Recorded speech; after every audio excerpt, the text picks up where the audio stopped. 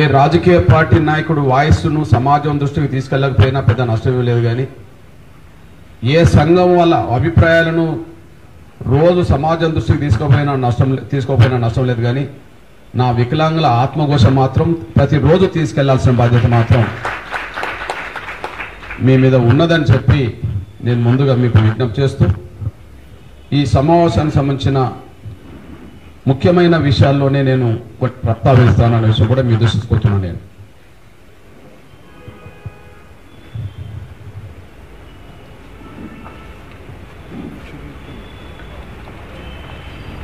ఈరోజు గౌరవ తెలంగాణ ముఖ్యమంత్రి రేవంత్ రెడ్డి గారి పాలన ఈ రోజుకి సంవత్సరం. ఈ సంవత్సరం అయిన సందర్భంగా కాంగ్రెస్ శ్రేణులు, కాంగ్రెస్ ప్రభుత్వం ఈ సంవత్సరం కాలంలో ఏదో వాళ్ళు మొత్తం ప్రజలకు ఏదో మేలు చేసినట్టుగా వాళ్ళు సంబరాలు చేసుకుంటున్న విషయం మనం చూస్తూనే ఉన్నాం. అయితే అత్యంత బాధలు పడే వర్గమైన నా VHPS వికలాంగులకు సంబంధించిన వర్గం, నా దివ్యాంగుల వర్గం ఇవాళ వాళ్ళ వేడుకల్లో భాగస్వాములు అయ్యే అవకాశం ఉన్నదా అంటే వాళ్ళ వేడుకల్లో పాల్గొనే అవకాశం లేదు. కానీ వాళ్ళ ఆవేదన చాటడానికే సిద్ధంగా ఉన్నారు అనడానికే ఈ సాక్ష్యం అనే విషయం కూడా మీరు మర్చిపోవాలి. మరి కాంగ్రెస్ ప్రభుత్వం వేడుకలు చేస్తున్న ఈ రోజు, సరిగ్గా సంవత్సరమైన సందర్భంగా వేడుకలు చేసుకుంటున్న ఈ రోజు నా వికలాంగుల సమాజం ఇవాళ ఆవేదనతో కూడిన ఇవాళ సమావేశం నిర్వహించాల్సిన పరిస్థితి ఎందుకు వచ్చింది? నిజంగా మీరు జరిపించే వేడుకల్లో వికలాంగుల సమాజాన్ని పరిగణనలో తీసుకుంటే, మీరు వికలాంగుల సమాజానికి ఇచ్చిన హామీలు నెరవేర్స్తే ఇవాళ మీరు జరిపించే వేడుకల్లో నా వికలాంగుల సమాజం కూడా భాగస్వామ్యం అయ్యేది. కానీ వికలాంగుల సమాజం వాళ్ళ ఆవేదనతో ఉన్నది. సంవత్సరమైనా ఇచ్చిన హామీ నెరవేరలేదు అని చెప్పి బాధతో ఉన్నది. అది గుర్తు చేయడం కోసం మాత్రమే ఈరోజు సమావేశం అయింది. అంటే దీన్ని బట్టి మీరు ఏ వర్గాన్ని విస్మరించిండ్రు అనంటే, మీరు ఏ సమస్యలు విస్మరించిండంటే అత్యంత దయానీయ జీవితాలు గడుపుతున్న నా వికలాంగుల సమస్యలనే విస్మరించిండ్రని, వాళ్ళకిచ్చిన హామీలనే మీరు పట్టించుకోవట్లేదనే విషయం స్పష్టంగా రుజువు అవుతున్నది. అంటే ఒక మాటలు చెప్పాలంటే, మీరు సంవత్సర పాలన సందర్భంగా జరిపే వేడుకలకు నా వికలాంగుల సమాజానికి ఏం సంబంధం లేదు. మీరు పండుగలు చేసుకోవచ్చు కానీ ఇక్కడ ఆవేదనతో ఉన్నారనే విషయం మీ దృష్టికి తీసుకొస్తున్నాను నేను. నిజమే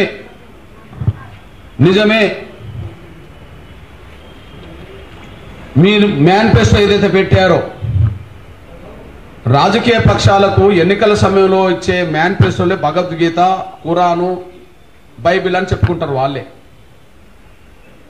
ఎన్నికల సమయంలో ఏ రాజకీయ పార్టీ మేనిఫెస్టో ప్రకటించినా వాళ్లకు అదే ఒక భగవద్గీత అని, బైబిల్ అని, ఖురాన్ అని వాళ్ళు చెప్పుకుంటుంటారు.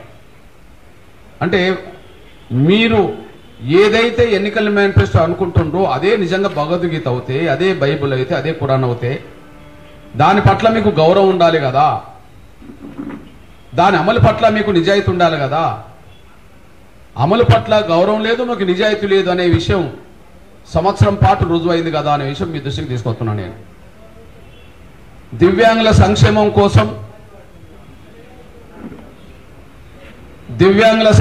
కోసం మీ మేనిఫెస్టోలో చెప్పిన దాని ప్రకారమే 2016 వికలాంగుల చట్టం తెలంగాణ రాష్ట్రంలో పూర్తి స్థాయిలో అమలయ్యేలా చూస్తామని చెప్పి, తెలంగాణ రాష్ట్రంలో పూర్తి స్థాయిలో అమలయ్యేలా చేస్తామని చెప్పి మీరు హామీ ఇచ్చారు. అయితే తెలంగాణ రాష్ట్రంలో 2016 చట్టం ఏదైనా అమలు అవుతుందా అంటే అది అమలుకు ఇంతవరకు నోచుకోలేదనే విషయం స్పష్టంగా ఒక విషయంలో రుజువైపోయింది. వాస్తవానికి దళితులు కులం పేరుతో ఏదైతే వివక్షత గురైనరో, ఏదైతే అంటరాని వాళ్ళని ముద్ర వేయబడి ఏదైతే వివక్షత గురైనరో ఆ వివక్షత నిర్మూలన కోసమే ఎస్సీ ఎస్టీ అట్రాసిటీ నిరోధక చట్టం అనేది ఒకటి వచ్చింది. కుల వివక్షత తర్వాత ఈ సమాజంలో ఎక్కువ వివక్షత గురవుతున్నది ఎవరంటే నా వికలాంగుల వర్గమే వివక్షత గురవుతున్నది అనే విషయం అందరికీ తెలుసు. చిన్న చూపు గురవుతున్నది, అవమానాలు గురవుతున్నది, నిరాదరణ గురవుతున్నది, చాలా అణచివేత కూడా గురవుతున్నది. అంటే కుల వివక్షత తర్వాత మరో రకమైన వివక్షత ఇక్కడ ఎదుర్కొన్నది ఎవరన్నా ఉంటే ఈ దేశంలో, ఈ ప్రపంచంలో, ముఖ్యంగా మన దేశంలో ఇవాళ వివక్షత మన కోణంలోనే ఎదుర్కొంటున్న విషయం మనకు తెలుసు. వాస్తవానికి 2016 చట్టం సంపూర్ణంగా మనం ఒక్కసారి అధ్యయనం చేస్తే ఆ 2000 చట్టంలోనే 16 చట్టంలోనే వాళ్ళ ఆత్మగౌరవాన్ని పరిరక్షించే విధంగా దాని విధానాలు రూపొందించబడ్డాయి. వాళ్ళ హక్కులను పరిరక్షించే విధంగా ఆ చట్టం రూపొందించబడ్డది. నిజంగా వాళ్ళ హక్కులను పరిరక్షించే విధంగా ఆ చట్టంలో ఉంటే వాళ్ళకి ఇచ్చిన హామీలే మీరు అమలు చేయలేదు అంటే 2016 చట్టాన్ని మీరు ఉల్లంఘించిన అనే విషయం రుజువు అవుతుంది. రెండోది, ఆత్మగౌరవాన్ని పరిరక్షించడంలో కూడా ఆ 2016 చట్టం కీలకమైన భూమిక పోషిస్తుంటది. మరి 2016 చట్టం వికలాంగుల ఆత్మగౌరవాన్ని పరిరక్షించే బలమైన చట్టం అయినప్పుడు ఈ మధ్యకాలంలో ఒక ఐఏఎస్ అధికారిని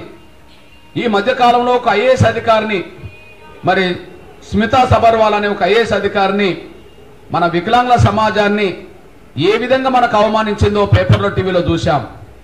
ఆ విషయంలో ఏ మాట కా మాట చాలా ధైర్యంగా, గర్వంగా నా వికలాంగుల సమాజం పక్షాన చెల్లెలు మన బాలలత నిలబడగలిగింది. అందరూ నిలబడగలిగారు, అందరూ పోవటం చేశారు. మరి ఆత్మగౌరవాన్ని పరిరక్షించే చట్టం 2016లో కూడా కనిపిస్తున్నప్పుడు మరి ఆ విషయంలో నా సమాజం అంతా రోడెక్కి ఎవరికి శక్తి మేరకు వాళ్ళు దాన్ని నిరసిస్తూ ఉద్యమాలు చేసిన సమయంలో మరి ఆ ఆత్మగౌరవాన్ని దెబ్బతీసిన వాళ్ళ పట్ల ఏదన్నా చర్య రాష్ట్ర ప్రభుత్వం తీసుకున్నదా అంటే ఎక్కడా తీసుకోలేదనేసి కూడా మనకు స్పష్టంగా రుజువు అవుతుంది. అంటే దీన్ని బట్టి మన హక్కులను గౌరవించట్లేదనే విషయం అర్థమైంది, మన ఆత్మగౌరవాన్ని కాపాడతలేరనే విషయం కూడా మనకు అర్థమైంది. అంటే 2016 చట్టం ఉల్లంఘించబడుతుంది అనడానికి సాక్ష్యంగా నిలబడ్డది. 2016 వికలాంగుల చట్టం కేంద్రం తీసుకొచ్చే చట్టాన్ని సంపూర్ణంగా అమలు చేస్తామన్న ఈ తెలంగాణ ప్రభుత్వమే అసలు దాన్ని పూర్తిగా నిర్లక్ష్యం చేస్తుంది అనడానికి ఇది బలమైన సాక్ష్యం అనేసి కూడా మనం మర్చిపోదని సైనాన్ని కోరుతున్నాను నేను. ఇక పోతే ఈ రోజు సరిగ్గా సంవత్సరం తర్వాత ఇక్కడ మనం మాట్లాడుకుంటున్నాం. రేవంత్ రెడ్డి గారి సర్కార్ 2023 డిసెంబర్ 7న ప్రమాణ స్వీకారం చేసింది, అధికారంలోకి వచ్చింది. ఇప్పుడు 2024 డిసెంబర్ 7న ఇక్కడ ఉన్నాం. ఇవాళ నల్గొండలో వాళ్ళు ఏదో సంవత్సరం పాలన మీద పెద్ద విజయోత్సవాలు చేసుకుంటూ నల్గొండలో భారీ సభ పెట్టబోతున్నారు, రేవంత్ రెడ్డి గారు వెళ్ళబోతున్నారు. మరి ఇక్కడ ఎందుకు మీటింగ్ పెట్టుకోవాల్సి వచ్చింది నా సమాజం అంతా? ఆ చట్టం అందులోనే ఉన్నది. దివ్యాంగుల నెలసరి పెన్షన్ 6,000కు పెంచుతాము అని చెప్పి, దివ్యాంగుల నెలసరి పెన్షన్ 6,000కు పెంచుతామని చెప్పి ఇవ్వడం జరిగింది. దాంతో పాటు టోటల్గా మన చేయూత పెన్షన్లు 2,000 నుంచి 4,000 పెంచుతామని జరిగింది. దాదాపు టోటల్గా అన్ని రకాలుగా పెన్షన్స్ ఎంతమందికి ఇవ్వాలి? 44 లక్షల మందికి పైగా ఇవ్వాలి. దాదాపు 45 లక్షల మందికి పైగా ఇవ్వాలి. 45 లక్షల మందికి పెన్షన్ పెంచింది అమలు చేస్తే 44 లక్షల మందికి పైగా ఇవ్వాల్సిన పెన్షన్ ఇవాళ అమలు చేస్తే నెలకు పెన్షన్ ఇస్తున్న పెన్షన్ కలిపితే నెలకు 2,000 రూపాయల పెన్షన్, 2,000 కోట్ల రూపాయల పెన్షన్ ఇవ్వాల్సి వస్తుంది. ఇప్పటికే ఇస్తున్న పెన్షన్ 1,000 కోట్లు అనుకుంటే పెంచిన పెన్షన్ ఇవ్వాల్సిన పరిస్థితి ఉంటే ఇంకొక 1,000 కోట్లు అనుకుంటే అంటే ఇప్పటి వరకు నా వికలాంగుల పెన్షన్తో పాటు చేయుత పెన్షన్ అన్ని సంవత్సరం పాటు ఇవ్వకుండా ఎగ్గొట్టింది.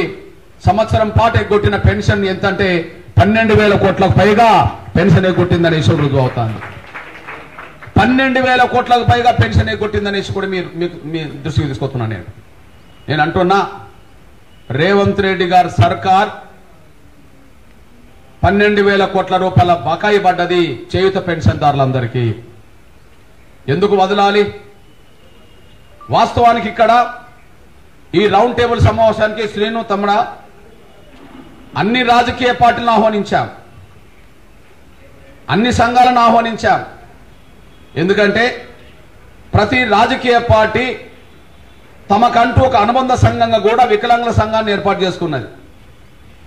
ముఖ్యంగా 2007లో మన వికలాంగుల క్లబ్ పోరాట సమితి వచ్చిన తర్వాత, ఒక బలమైన ఉద్యమం ఏర్పడ్డ తర్వాత వివిధ రాజకీయ పార్టీలు వికలాంగులందరినీ దగ్గర తీసుకోవడానికి ప్రత్యేక సంఘాలు ఏర్పాటు చేసే విషయం మీ అందరికీ తెలుసు.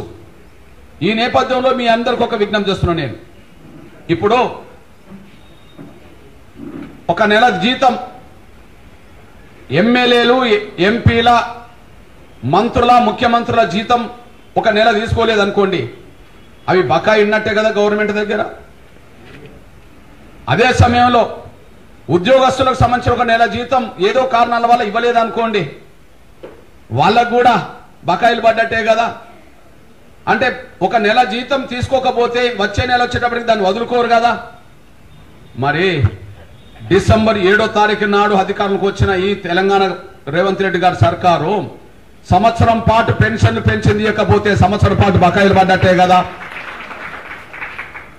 సంవత్సరం పాటు పెన్షన్లు పెంచింది, ఇవ్వకపోతే సంవత్సరం పాటు బకాయిలు పడ్డట్టే కదా. టోటల్ బకాయిల విలువ ఎంత? 12,000 కోట్లు కదా. టోటల్ బకాయిల విలువ ఎంత? దాదాపు 12,000 కోట్లు కదా. ఈ 12,000 కోట్ల రూపాయలు బకాయిలను రాజకీయ పక్షాల మద్దతుతో ఆ బకాయిలను కూడా తిరిగి వసూలు చేద్దామని చెప్పి అన్ని రాజకీయ పార్టీలు కూడా పిలిచాం. నేను మొన్న ఒక ప్రకటన చేశా. ఎక్కడ ప్రకటన చేశా? ఇందిరా పార్కులో ప్రకటన చేశా. రేపు డిసెంబర్ నుంచో జనవరి నుంచో పెరిగిన పెన్షన్ అమలు చేస్తామని అంటారేమో, లేదా ఈ డిసెంబర్లోనో జనవరిలోనో ఈ ఒత్తిడి పెరుగుతుంది కాబట్టి పెంచుతామన్న పెన్షన్ ఇస్తారేమో.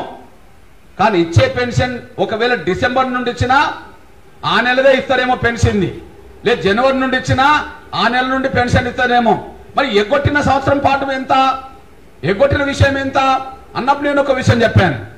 పెరిగిన పెన్షన్ ఎప్పటి నుండి ఇస్తారనే సమస్య ఒకటవుతే, ఎగ్గొట్టిన ఈ బకాయిలు పడ్డ సంవత్సరం పెన్షన్ కూడా ఇవ్వాల్సిన అవసరం ఉన్నదని చెప్పి డిమాండ్ చేశా. అప్పుడు నేను ఒక మాట చెప్పేశా,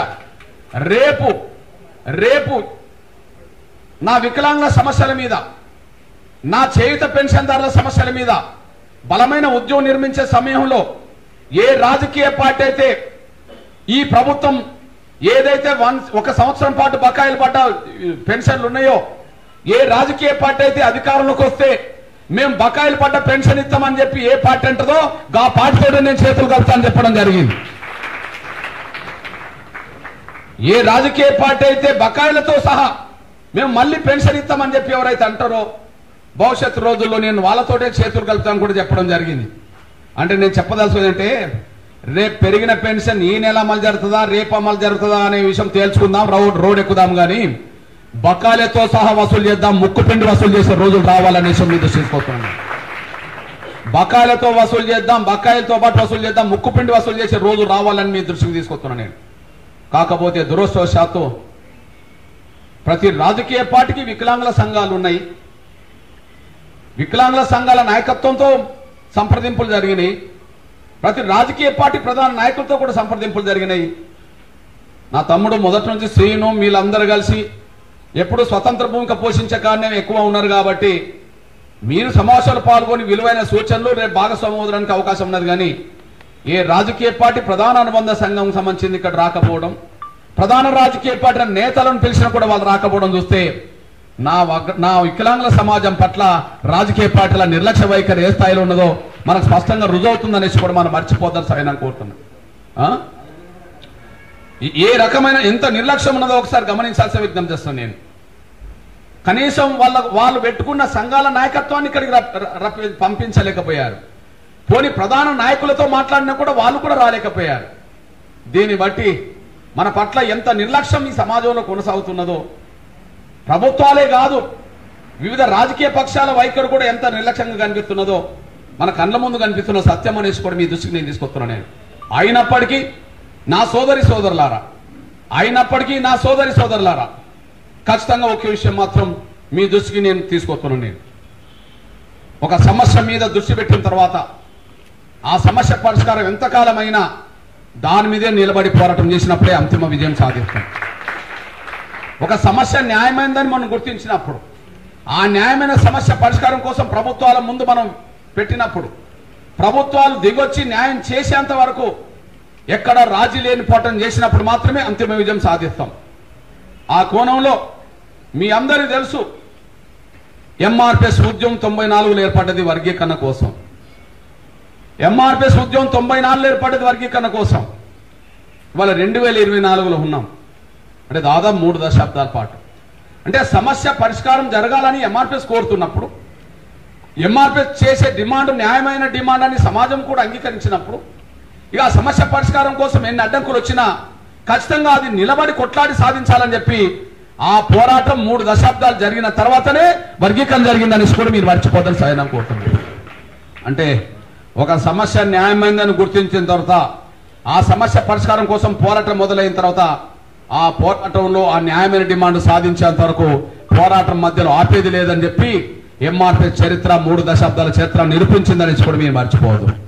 అట్లనే నేను గర్వంగా చెప్తున్నది ఏంటంటే, మాదిగల కోసం, మాదిగేతర దళిత కులాల కోసం 3 దశాబ్దాల పాటు పోరాటం చేసింది ఎంత వాస్తవమో, నా జీవితంలో ఎక్కువ సమయం కేటాయించింది మాత్రం, నా జీవితంలో ఎక్కువ సమయం కేటాయించింది 3 దశాబ్దాల పోరాటం మాదిగల కోసమైనా, ఆ మాదిగల ఉద్యమం తర్వాత నేను ఎక్కువ సమయం కేటాయించింది మాత్రం నేను మళ్ళీ మన వికలాంగుల సమాజం కోసం అనేసి కూడా మీరు మర్చిపోవద్దు.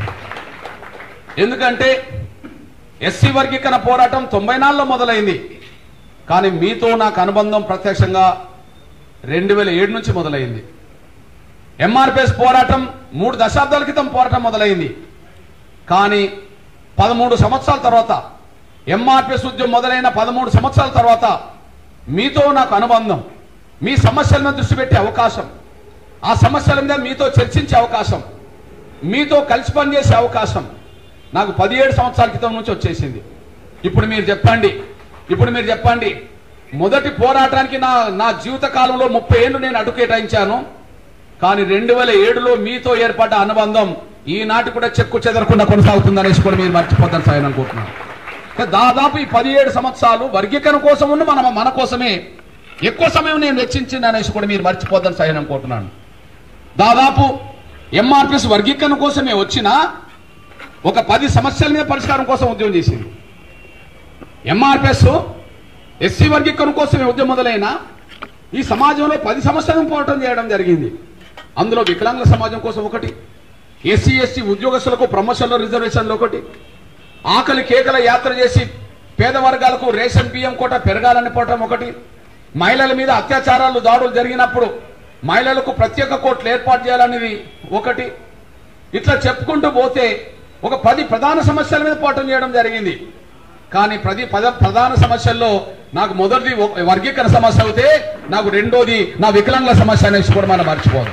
అందుకనే మీ అందరికీ తెలుసు, ఈ 17 ఏళ్లలో నా వికలాంగుల సమాజంతో ఏర్పడ్డ అనుబంధాన్ని మరింత పటిష్టం చేసుకునే విధంగా ముందుకు సాగామే గాని, ఒకరి పట్ల ఒకరు నమ్మకం కలిగి ఉండే విధంగా ముందుకెళ్ళామే గాని, ఒకరి పట్ల ఒకరి విశ్వాసం పెరిగిందే గాని, ఒకరి పట్ల ఒకరికి గౌరవం పెరిగిందే గాని, ఎప్పుడు నా వికలాంగుల సమాజం ఎంఆర్పిఎస్ మధ్యలో బంధం పెరిగిందే తప్ప ఆ బంధం తగ్గలేదనేసి కూడా మనం మర్చిపోద్దాం సాయం అనుకుంటున్నాం.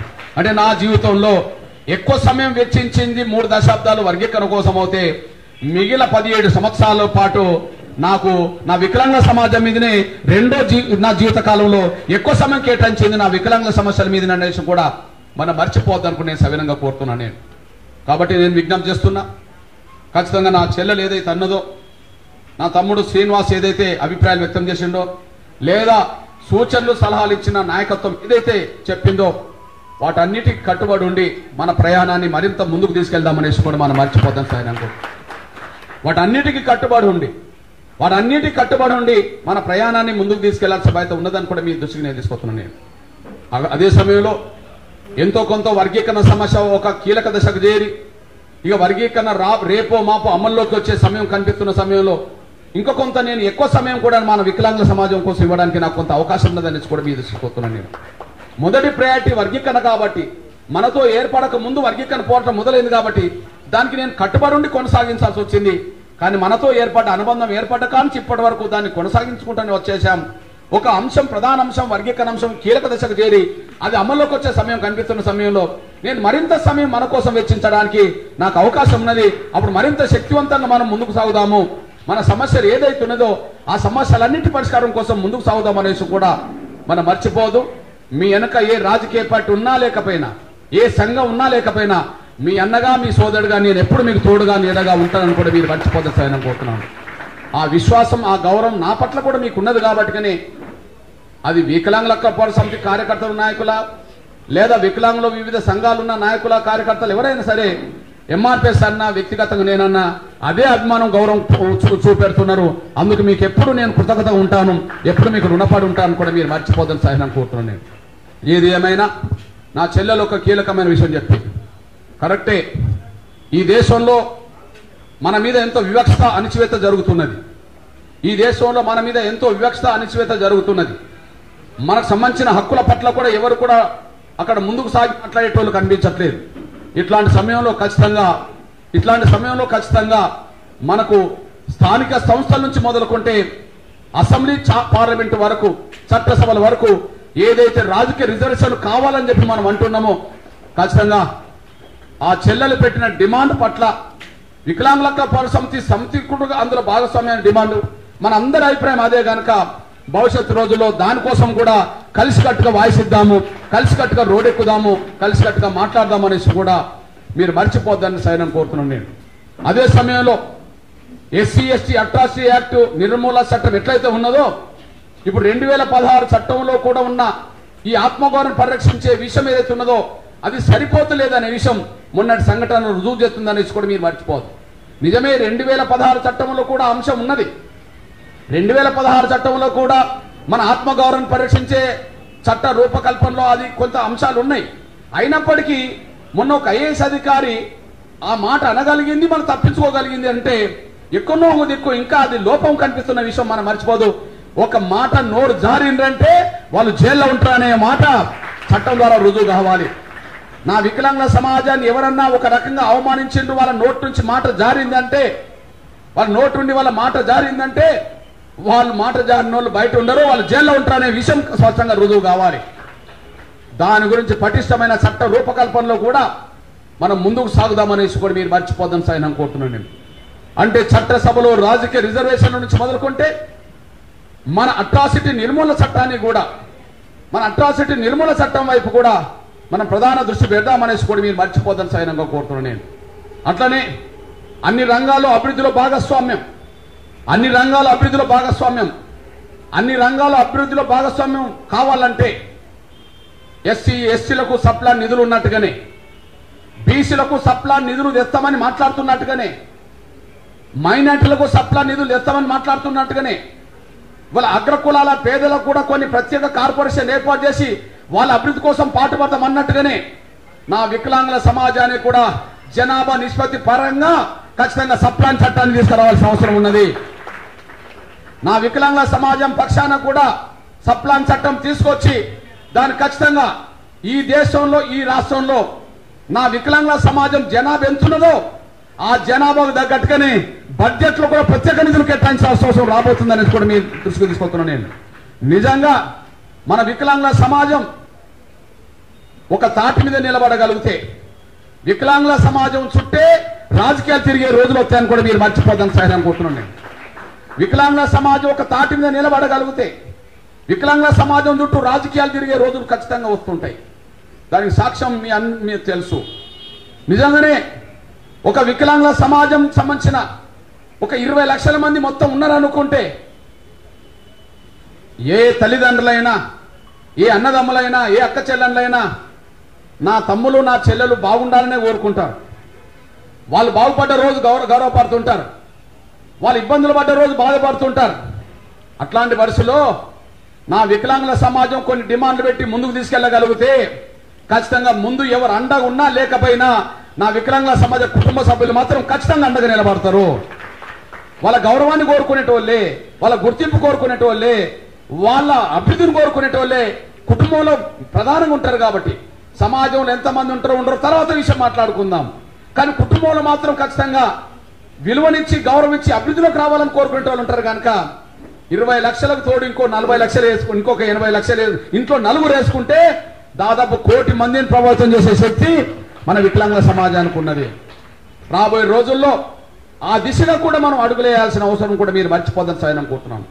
రేపు భవిష్యత్తు రోజుల్లో టోటల్గా ఒకనాడు మన వికలాంగుల గర్జన పేరుతోనే లక్షల మందిని సమీకరించే ప్రయత్నం మనం చేసి ఆ తర్వాత వికలాంగుల కుటుంబ సభ్యులను కూడా రప్పించగలిగితే ఆ రోజు రాజకీయాలు దేశంలో రాష్ట్రంలో మన వైపు తిరుగుతాయనేసి కూడా మనం మర్చిపోద్దని సైనంగా కోరుతున్నాను. నేను ఆ దిశగా మన ప్రయాణం కొనసాగిద్దామనేసి కూడా మనం మర్చిపోద్దని కూడా గుర్తు చేస్తూ ఈ మధ్యకాలంలో ఈ సమావేశం జరగడానికంటే ముందు అక్క మన ప్రజాగాయని మన సోదరి మన అట్టడుగు బలహీన వర్గాలకు సంబంధించిన నాయకత్వం నుంచి మనందరికీ స్ఫూర్తిదాయకంగా ముందు నడిపిస్తున్న నా సోదరి విమలక్క ఇక్కడికి రావాల్సిందిగా నేను కోరుతూ ఒక చిన్న విజ్ఞప్తి చేస్తున్నా. నేను ఈ సమావేశానికి రాకముందే ఇది ముఖ్యమంత్రి నోటీసులకు వెళ్ళాలని, ఇది ముఖ్యమంత్రి రేవంత్ రెడ్డి గారి నోటీసులకు వెళ్ళాలని ముఖ్యమంత్రికి రోజు కలిసే ఒక అధికారిని, ముఖ్యమంత్రికి రోజు టచ్లో ఉండే ఒక అధికారి దగ్గరికి వెళ్ళి నేను ఈ విషయం చెప్పాను. మీరు ఎన్ని విషయాల్లో మీరు అమల్లోకి వస్తుండా చేస్తుండా పక్కకు పెట్టగాని మా చేయుత పెన్షన్దారుల పెన్షన్ ఎందుకు ఇవ్వట్లేదు, మా వికలాంగుల పెన్షన్ ఎందుకు ఇవ్వట్లేదు అని చెప్పి నేను మాట్లాడినప్పుడు ఆయన ఒక మాట అన్నాడు. నిజమే, ఇవ్వాలంటే డబ్బులు ఉండాలి కదా అని అన్నాడు. ఇవ్వాలంటే డబ్బులు ఉండాలి కదా అన్నాడు. ఆ డబ్బుల విషయం లెక్కలు చెప్పినప్పుడు మరి డబ్బులు లేదే మీరు హామీలు ఇచ్చారా అని నేను అన్నా. డబ్బులు లేదే హామీలు ఇచ్చారా, మిగిలిన బడ్జెట్ మనకు ఎక్కువ ఉన్నదని మీరే చెప్పారు కదా, రేవంత్ రెడ్డి గారు చెప్పారు కదా, మరి డబ్బులు లేదే హామీలు ఇచ్చారంటే కాదు కాదు వీళ్ళకి ఇవ్వాల్సిన డబ్బులు రైతు రుణమాఫీ కోసం వెచ్చించు అని చెప్పడం జరిగింది. అంటే అప్పుడు నేను అన్నా, అయ్యా రైతులంటే ఎవరు, కూలీలంటే ఎవరు, ఎలాంటి భూమి లేని వాళ్ళను, ఒక సెంటు భూమి లేని వాళ్ళను వ్యవసాయ కూలీలు అంటారు. ఎకరమో 2 ఎకరాలో 10 ఎకరాలో 100 ఎకరాలు ఉన్నోళ్ళను రైతులు లేదా భూస్వాములు అంటారు. మరి భూములు ఉన్నోళ్ళు అప్పులు చేస్తే అప్పులు తీర్చడానికి ఉండబడే ఈ ప్రభుత్వం మరి నా కాళ్ళు లేని, నా చేతులు లేని, కళ్ళు లేని, మాట్లాడడానికి కూడా మరి నోరు లేని నా వికలాంగుల డబ్బులు తీసేయడం మీకు ఎట్లా న్యాయం అవుతుందో చెప్పండి అని నేను అన్నా. అంటే ఎవరు డబ్బులు తీసేసి ఎవరికి ఇచ్చినట్టు? 12,000 కోట్ల రూపాయలు సంవత్సరం ఇవ్వాలి. ఇప్పుడు 12,000 కోట్ల రూపాయలు ఎవరికి ఇచ్చినట్టు? రైతు రుణమాఫీకి ఇచ్చినట్టే కదా. అంటే కాళ్ళు చేతులు లేని వాళ్ళ, కళ్ళు లేని వాళ్ళ, మాట రాని వాళ్ళ డబ్బులు తీసేసి భూములు ఉన్న వాళ్ళకి ఇవ్వడం అంటే ఇంతకంటే దుర్మార్గం ఇంకేముంటుందని చెప్పి నేను అధికారికి చెప్పొచ్చాను. ఆ అధికారికి చెప్పొచ్చిన తర్వాత మళ్ళీ ముఖ్యమంత్రికి చెప్పినట్టుగా వాళ్ళు ఒక ప్రత్యేక సమావేశం ఏర్పాటు చేస్తామన్నట్టుగా ప్రకటన వచ్చింది. నేను చెప్పిన 3 రోజులకే. కానీ ఆ ప్రకటన కూడా మళ్ళీ కార్యరూపం దాల్చలేదని మీకు చెప్పాను. నేను మీకు చెప్పాను, ఫలానా ఆయనతో మాట్లాడి వచ్చాను, ఆయన ముఖ్యమంత్రితో చెప్పినట్టున్నది, సమీక్ష చేస్తామని సమీక్షకు తేదీ వచ్చినట్టుగా ఉన్నది, ఆ తేదీ రోజు మీరు అందరూ వెళ్ళండి అని చెప్పడం జరిగింది. కానీ సమీక్ష చేస్తామని పేపర్కి ఇచ్చింది కానీ ఆ తర్వాత దాన్ని మళ్ళీ అమలులోకి తీసుకురాలేదు అనే విషయం కూడా మీరు దృష్టి తీసుకొస్తున్నాను. అది ఏది ఏమైనా నా వికలాంగుల సమాజం పక్షాన పెన్షన్ పెంచుదల పోరాటంతో పాటు, బకాయిలు పడ్డ పెన్షన్లు ఇప్పించే పోరాటంతో పాటు, నా వికలాంగుల వివక్ష నిరోధక చట్టాన్ని తీసుకురావడంతో పాటు, నా వికలాంగుల సమాజాన్ని చట్టసభలోకి పంపే విధంగా జరిగే పోరాటంని ముందుకు నడిపించే విషయంలో, అన్ని వర్గాలతో సమానమైన గౌరవాన్ని పొందే విషయంలో, అన్ని వర్గాల అభివృద్ధిలో భాగస్వామ్య విధంగా వికలాంగులను భాగస్వామ్యం చేసే పోరాటంలో అన్ని రకాలుగా ముందుకు నడిపే విధంగా నా వంతు పాత్ర కూడా మీకు అండగా పోషిస్తాననేసి కూడా మర్చిపోద్దాం సరైన కోరుకుంటూ, దీని మీద భవిష్యత్ కార్యాచరణ రూపొందించే సమయంలో చెల్లెలు మరి అమ్మాయి మన ఐఏఎస్ కోచింగ్ సంబంధించిన మన బాలమణికి సంబంధించిన బాలలత ఇంట్లో కావచ్చు, లేదా తమ్ముడు శ్రీను నీ దగ్గర కావచ్చు, ఎవరన్నా ఒక ఇంట్లో ఒక 15-20 మంది టాప్ నాయకత్వం ఎవరైతున్నారో, 15-20 మంది టాప్ నాయకత్వం ఎవరైతున్నారో ఆ టాప్ నాయకత్వం దగ్గర 2 రోజులకో 3 రోజులకో ఒక ప్రత్యేక సమావేశం ఏర్పాటు చేసుకొని కూలంకషంగా ఏ అంశాల మీద పోరాటం చేద్దాము, ఏ అంశాల మీద సమీకరణ చేద్దాము, ఈ అంశాలను ముందుకు సాగుదామనే విషయంలో ఒక 2-3 రోజుల్లోనే చెల్లె దగ్గర కానీ మీ దగ్గర కానీ ఎవరి దగ్గర కానీ ఒక 15-20 మంది ప్రధానంగా కూర్చొని కార్యాచరణ రూపొంచుకొని రేవంత్ రెడ్డి సర్కార్ మీద యుద్ధాన్ని మొదలు పెడదామనేసి కూడా మర్చిపోద్దాం సాయం కోరుకుంటూ, అందులో మీ అన్నగా మీ సోదరుడిగా నిరంతరం మీకు అండగా నిలబడమే కాకుండా ఈ పోరాటంలో నిరంతరం భాగస్వామి కావడానికి, మీరు ఆత్మగౌరవంగా జీవించే రోజు తీసుకురావడానికి, మీరు సమాజంలో అన్ని వర్గాల హక్కులు ఎట్లయితే అనుభవించే ప్రయత్నం చేస్తుండో అదే హక్కులు మీరు అనుభవించే పోరాటాన్ని ముందుకు నడపడానికి, రాజ్యాధికారంలో భాగస్వామ్యం సాధించే పోరాటాన్ని కూడా నడిపించడానికి మీకు తోడుగా నీడగా మీతో భాగస్వామ్యం అవుతాననేసి కూడా మర్చిపోద్దనుకుని సవినంగా విజ్ఞప్తి చేస్తూ ముగిస్తున్నాను. జై వికలాంగ్, జై జై వికలాంగ్. ధన్యవాదాలు. అదే సమయంలో మన సోదరి విమలకు వచ్చింది. విమలకు కూడా ఇప్పుడు సందేశం ఇస్తారు. చెల్లేదో మళ్ళీ మాట్లాడుతుందంట. అన్నగారి మందకృష్ణ అన్నగారి ఆధ్వర్యంలో మేమందరం కూడా దివ్యాంగ గర్జన అని చెప్పి నేను దానికి సంబంధించిన సపోర్ట్ మొత్తం నేను ఇస్తాను. మనం ప్రతి నెల ఒకసారి మన కార్యాచరణ ముందుకు తీసుకెళ్తూ రాజ్యాంగబద్ధంగా మనకి మహిళా రిజర్వేషన్లు ఉన్నాయి, ఎస్సీ ఎస్టీ రిజర్వేషన్లు ఉన్నాయి. మన తరపున మనకి రిజర్వేషన్స్ కోసం పోరాడుతూ, ఎందుకంటే మనం చిన్నగా పెన్షన్లు మాత్రమే కాదు, మన తరపున మనుషులు చట్టసభకు వెళ్లే విధంగా పోరాటం ముందుకు తీసుకెళ్తాం. నేను అన్నగారి ఆధ్వర్యంలో సీను గారు అందరం కలిసి మనం ప్రతి మాసం దీనికి కావాల్సిన సపోర్ట్ ఏదైతే ఆర్థికంగా ప్లాట్ఫామ్ సపోర్ట్ ఏదైతే ఉందో అంతా నేను అందించడానికి రెడీగా ఉన్నా. అన్నగారు మీ ఆధ్వర్యంలో. నాది ఒక చిన్న సూచన, పాత్రికా ఎలక్ట్రానిక్ మీద గమనించండి. ఇప్పుడు చట్టసభలో ఎస్సీ ఎస్టీలకు మొదటి నుంచి ఉన్నాయి. బహుశా మహిళలు కూడా చట్టసభలో రిజర్వేషన్ కావాలని దశాబ్దాల తరబడి పోవటం జరిగింది. మొన్న పోరాటానికి ఒక ఫలితం వచ్చింది. ఆ ఫలితం 2027-28లో మళ్ళీ రాబోయే ఎన్నికల్లో అది కనిపించబోతుంది. అంటే దశాబ్దాలు పడుతుంది. బహుశా మన వికలాంగ సమాజానికి, దివ్యాంగుల సమాజానికి చట్టసభలో రిజర్వేషన్లు కావాలనే ఒక పోరాటాన్ని ముందుకు నడిపించడం జరుగుతుంది. ఆ పోరాటం ముందుకు సాగుతుంది.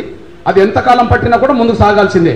కానీ అంతవరకు నా పాత్రికా ఎలక్ట్రానిక్ మిత్రులారా ఒక సూచన చేస్తున్నాను. నేను నిజంగా ఏ రాజకీయ పార్టీ అయితే వికలాంగుల సంక్షేమం కోసం అని చెప్పి అనుబంధ సంఘాలు పెట్టుకున్నాయో, ప్లీజ్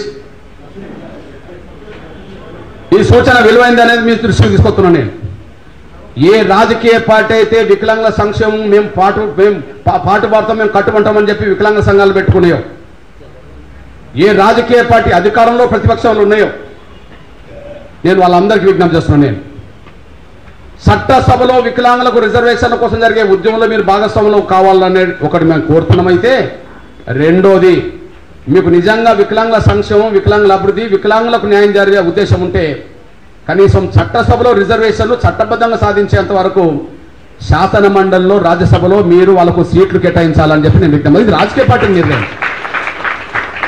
శాసన మండలిలో మీ దగ్గర ఉండబడే వికలాంగుల సమాజాన్ని పంపవచ్చు కదా, ఒకరిని రాజ్యసభకు పంపవచ్చు కదా. చట్టసభలో రిజర్వేషన్లు చట్టబద్ధంగా సాధించుకోవడం ఒక ప్రక్రియ. ఆ ప్రక్రియ రేపు మనం మొదలు పెడదాం. 10 ఏళ్ళు అవుతుందా, 5 ఏళ్ళు అవుతుందా, 4 ఏళ్ళు కొనసాగిద్దాం. దానికి రాజీ పడద్దు. ఎందుకంటే మహిళా బిల్లు కాడ మహిళా పోరాటం రాజీ పడ్డదా? దశాబ్దాల తరబడి నడిచింది కదా, అంతిమంగా సాధించడం జరిగింది కదా.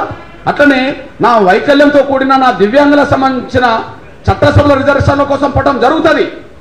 కానీ మీరు చట్టసభలో రిజర్వేషన్ల కోసం పట్టం చేసే దాంట్లో భాగస్వాములు కావాలంటున్నాం. మీకు వికలాంగుల సంక్షేమం గురించి మీకు ఆలోచన ఉన్నది కాబట్టి మీరు సంఘాలు పెట్టారు కనుక ఖచ్చితంగా మీ సంఘాల నుంచే ఒక ప్రతిభ గల మా చెల్లె లాంటి అమ్మాయినో, లేదా మా తమ్ముడు లాంటి అమ్మాయినో, అబ్బాయినో, మా వాళ్ళనో, ఎవరినో ఒకరిని మాత్రం ప్రతి రాజకీయ పార్టీ శాసన మండలిలోకి, రాజ్యసభలోకి పంపాల్సిన బాధ్యత ఉన్నదని మాత్రం నేను గుర్తు చేస్తున్నాను. నేను దాన్ని అమలులోకి తీసుకురండి. ఇక మీకు చిత్తశుద్ధి ఉందా లేదా, మీకు ప్రేమ అభిమానం ఉందా లేదా అనే విషయం మీరు పంపే సంఖ్య బట్టి ఆధారపడి ఉన్నది. మీ పంపేదాన్ని బట్టి ఆధారపడి ఉన్నది. ఇక ఉత్తుత్తగా మాటలు చెప్పడం కంటే 10 మందిని శాసన మండలికి పంపడానికి అవకాశం ఉన్న అధికార పార్టీ, అందులో ఒక వికలాంగుల సమాజం నుంచి ఒకరిని పంపడంలో తప్పు లేదు కదా. కాబట్టి చట్టసభలో రిజర్వేషన్ సాధించడం ఒక ఎత్తు, కానీ మీకు నిజాయితీ చిత్తశుద్ధి ఉంటే శాసన మండలిలో, రాజ్యసభలో నా వికలాంగ సమాజం నుంచి నా సోదరులను పంపాలని చెప్పి అన్ని రాజకీయ పార్టీలకు విజ్ఞప్తి చేస్తున్నాను.